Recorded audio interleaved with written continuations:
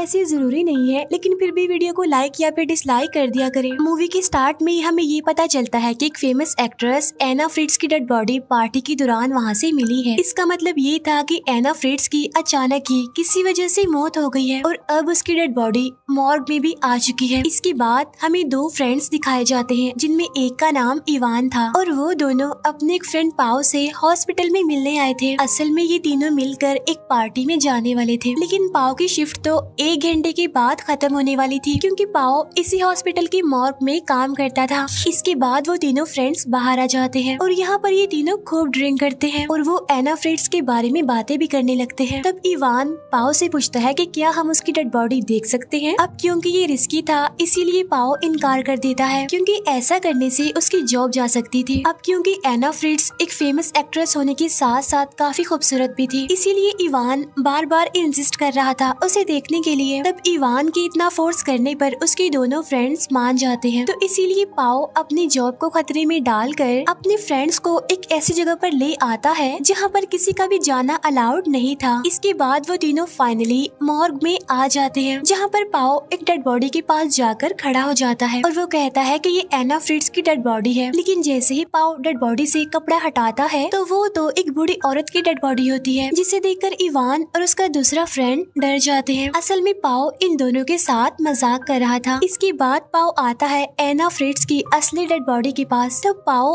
उसके फेस से कपड़ा हटाता है और अपने फ्रेंड्स को एना फ्रिट्ज दिखाता है। एना सच में ही बहुत खूबसूरत थी, जिसे देखकर इवान उसकी डेड बॉडी से कपड़ा और नीचे करता है, क्योंकि उसे यकीन नहीं आ रहा था कि वो इतनी फेमस एक्ट्रेस की डेड बॉडी के पास खड़ा हुआ है। तो इसीलिए वो एना फ्रिट्ज की बॉडी को टच करने लगता है। अब इवान की दोनों फ्रेंड्स को ये बात काफी अजीब लगती है, क्योंकि किसी डेड बॉडी के साथ ऐसा करना अच्छी बात नहीं थी। तब इवान जानबूझकर अपने फ्रेंड को भी एना को टच करने के लिए कहता है और तब इवान का फ्रेंड ऐसा ही करता है। लेकिन इसके बाद तो इवान सारी लिमिट से क्रॉस कर देता है। वो कहता है कि मैं एना के क्लोज आना चाहता हूँ, सिर्फ एक बार। तब इवान का फ्रेंड उसे ऐसा करने से मना करता है, लेकिन इवान तो जैसे जिद पर ही अड़ गया था। इवान ऐसा इसीलिए करना चाहता था क्योंकि उसके नजदीक वो एक फेमस एक्ट्रेस थी जो कि बहुत खूबसूरत थी, फिर चाहे वो जिंदा हो या फिर मरी हो, इससे उसे क्या फर्क पड़ने वाला था। तब पाओ उन दोनों को बताता है कि मैंने भी एक बार ऐसा किया था और वो इवान को कहता है कि अब तुम जैसा एना फ्रिट्ज के साथ करोगे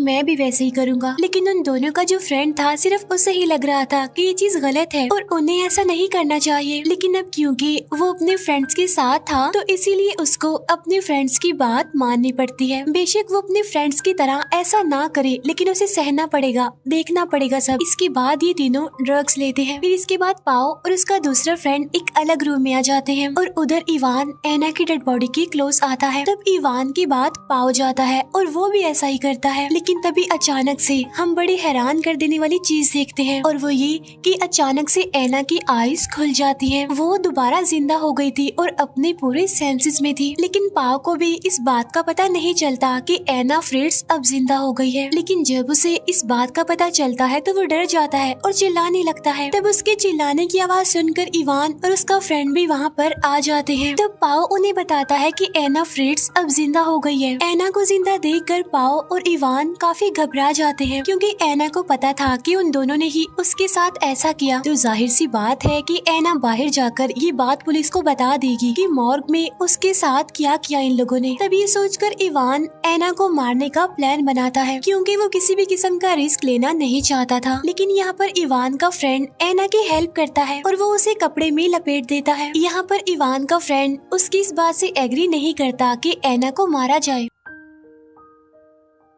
क्योंकि ऐसे कैसे वो किसी का मर्डर कर सकते हैं। तब इवान का फ्रेंड उससे कहता है कि तुमने एना के साथ ऐसा किया तो इस बात की सजा तो तुम्हें मिलनी ही चाहिए ना। तब इस बात की वजह से इवान और उसके फ्रेंड की लड़ाई हो जाती है और इस लड़ाई में इवान अपने फ्रेंड को बहुत मारता है। तब पाओ आकर उन दोनों की लड़ाई छुड़वाता है। तभी इवान को रियलाइज होता है कि उसने अपने फ्रेंड को इतना ज्यादा मारा है जिसकी वजह से उसके फ्रेंड के सर में काफी गहरी चोट लगी है और उसके सर से काफी खून भी निकल रहा है। तो इसीलिए उसके दोनों फ्रेंड्स उसे फर्स्ट एड देने का सोचते हैं। लेकिन हम देखते हैं कि जब पाओ का एक कुलीग एक डेड बॉडी को लेकर यहाँ पर आया था तो ये तीनों उसे देखकर चुप गए थे। तब पाओ के कुलीग ने डेड बॉडी को वहाँ पर रखा। इसके बाद वो उस मुर्दा घर को लॉक लगाकर वहाँ से चला गया। इट्स मीन अब ये तीनों यहाँ से बाहर नहीं जा सकते थे। तो जाहिर सी बात है वो अपने फ्रेंड को भी फर्स्ट एड नहीं दे सकते थे। यहाँ पर एना भी खुद को बचाने के लिए कुछ नहीं कर सकती थी क्योंकि वो काफी घंटों के बाद दोबारा जिंदा हो गई थी। तो इसीलिए उसकी लेग्स तो बिल्कुल बेजान थी और उसके हाथ भी मूव नहीं कर रहे थे। फिर पाओ और इवान एना और अपने फ्रेंड को एक दूसरे रूम में ले आते हैं। इसके बाद पाओ अपने कपड़े चेंज कर लेता है लेकिन तभी उसका कुलीग भी वहाँ पर आ जाता है। तब एना चिल्लाकर उसे बताने की कोशिश करती है कि मैं जिंदा हूँ और खतरे में हूँ, लेकिन इवान ये बोलने से पहले ही उसके मुंह पर हाथ रख कर उसका मुंह बंद कर देता है। इसके बाद पाओ अपने कुलीग के साथ वहाँ से चला जाता है। इवान का फ्रेंड बिल्कुल भी सांस नहीं ले रहा था जिसे देखकर इवान काफी घबरा जाता है। तब एना कहती है कि शायद अब वो मर चुका है और थोड़ी देर के बाद जब पाओ वापस आता है तो उसे भी पता चल जाता है कि उसका फ्रेंड अब मर चुका है, जिसकी वजह से पाओ रोने लगता है। तो इसीलिए इवान उसे तसल्ली देता है और कहता है कि इसमें हमारा कोई कसूर नहीं है, ये सिर्फ एक एक्सीडेंट था। तब एना इवान को कहती है कि इस सब के लिए तुम्हें जेल होगी देखना। तब इवान उसे कहता है शट अप, अपना मुंह बंद रखो। इसके बाद इवान पाओ को बाहर लेकर आता है और प्लान बनाता है। इवान उसे कहता है कि अगर हम पकड़े गए तो हमारी लाइफ, हमारा फ्यूचर सब कुछ बर्बाद हो जाएगा, इसीलिए हमें अपने फ्रेंड की डेड बॉडी को कहीं पर छुपाना होगा, ठिकाने लगाना होगा, साथ साथ एना फ्रिट्ज को मारना होगा। अंदर एना खुद को स्ट्रेचर से नीचे गिराती है। वो उनके फ्रेंड की पॉकेट से मोबाइल निकालती है और हेल्प के लिए किसी को कॉल करने की कोशिश करती है। तभी पाओ और इवान भी अंदर आ जाते हैं और वो उससे मोबाइल छीन लेते हैं। इवान जब डायल हिस्ट्री चेक करता है तो उससे पता चलता है कि एना ने किसी को कॉल कर दी है, लेकिन उसकी बात नहीं हो पाई। तब ये दोनों एना को एक दूसरी जगह ले जाने लगते हैं और तभी उनके फ्रेंड की मोबाइल पर किसी की कॉल आती है और ये उसी पर्सन की कॉल थी जो नंबर एना ने डायल किया था। असल में एना ने अपने फादर को कॉल की थी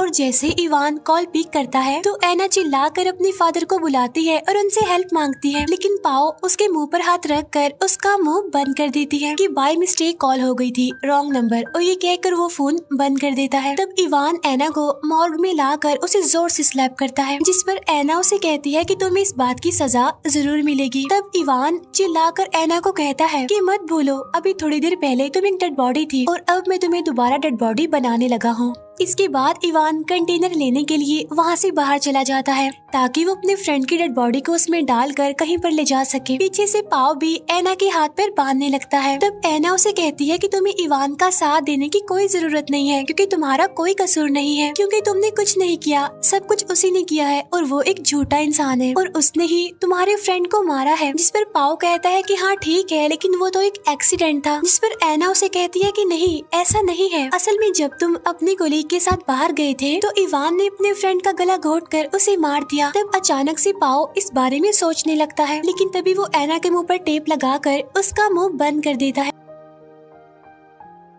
तब मौके का फायदा उठाकर एना क्रॉलिंग करते हुए मॉर्ग से बाहर आ जाती है और यहाँ से बचकर वो निकल जाती है। इवान भी कंटेनर लेकर वापिस आ रहा होता है, लेकिन पाओ खून साफ करने में बिजी था। तभी इवान वहाँ पर आकर पाओ को बताता है कि एना भाग चुकी है। तभी ये दोनों एना को ढूंढने लगते हैं। एना जो कि क्रॉलिंग करते हुए अब लिफ्ट में आ गई थी और वो बस यहाँ से निकलने ही वाली होती है, लेकिन तभी इवान वहाँ पर आकर लिफ्ट का दरवाजा बंद होने से पहले रोक देता है और वो एना को लेकर दोबारा से मॉर्ग में आ जाता है। इसके बाद पाओ इवान को कहता है कि मैं जानता हूँ कि तुमने ही हमारे फ्रेंड को मारा है। जिस पर इवान उसे कहता है कि हाँ, उसे मैंने ही मारा था, लेकिन वो एक एक्सीडेंट था, मैंने जानबूझकर नहीं मारा उसे। जिस पर पाओ कहता है कि नहीं, तुम झूठ बोल रही हो, तुमने उसका गला घोंटकर मारा है उसे। तब ये बात सुनकर इवान नर्वस हो जाता है, जैसे सच में उसे नहीं अपने फ्रेंड का गला घोंटकर उसे मारा हो। लेकिन इवान फिर भी इनकार करते हुए कहता है कि नहीं, ये झूठ है और तुम्हें एना की बातों में नहीं आना चाहिए। इसके बाद पाओ और इवान डिसाइड करते हैं कि एना को किस तरह मारा जाए जिससे कोई भी सबूत ना रहे। तब इवान एना के सांस से रोककर उसे मारने के लिए कहता है, जिसके लिए पाओ इवान को एक कपड़ा लाकर देता है। तब इवान वापिस से कपड़ा पाओ को दे देता है और उससे कहता है कि मैं नहीं, तुम मारोगे एना को। लेकिन पाओ एना को मारना नहीं चाहता क्योंकि उनके फ्रेंड को भी तो इवान नहीं मारा था। अब क्योंकि इवान इस पूरे क्राइम का रिस्पॉन्सिबल खुद को नहीं बनाना चाहता था, इसीलिए इवान पाओ का हाथ पकड़ लेता है और जबरदस्ती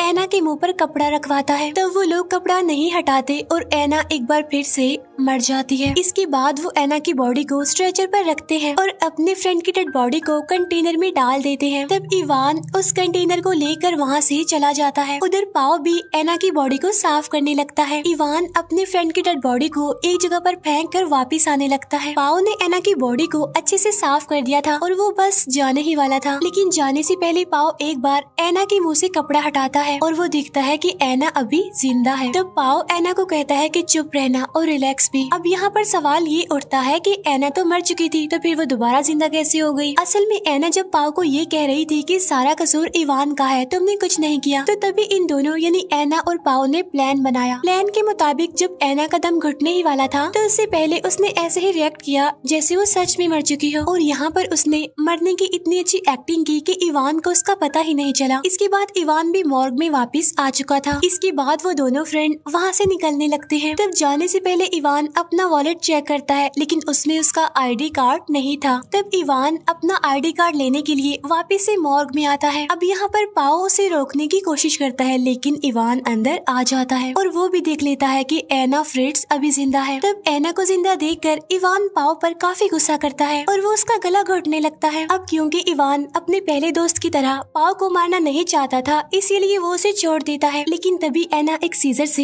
इवान के गले पर स्टैब करती है, जिससे उसका गला कट जाता है और थोड़ी देर के बाद इवान की मौत हो जाती है। तब ये देखकर पाओ एना को कहता है कि हमने ऐसा नहीं करना था। तब एना पाओ को भी स्टैब करके उसे भी जान से मार डालती है और इसी के साथ ये मूवी यहीं पर एंड हो जाती है। Thank you for watching.